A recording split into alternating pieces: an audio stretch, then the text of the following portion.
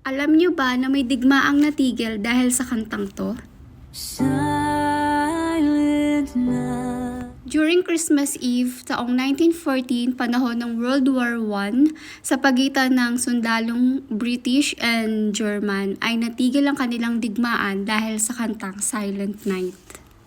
Nung gabing yon, nagsimulang kumanta yung mga German ng Silent Night habang nakatago sa mga trap.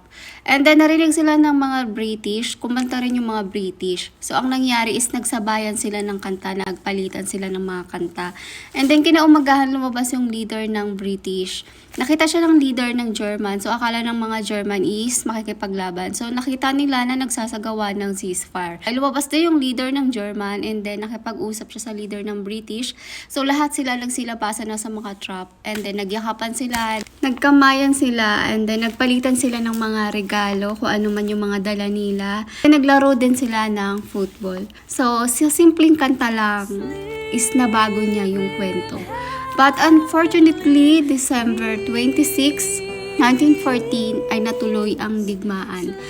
Gayunpaman, nag-iwan sila ng isang masaya at magandang kasaysayan sa mundo.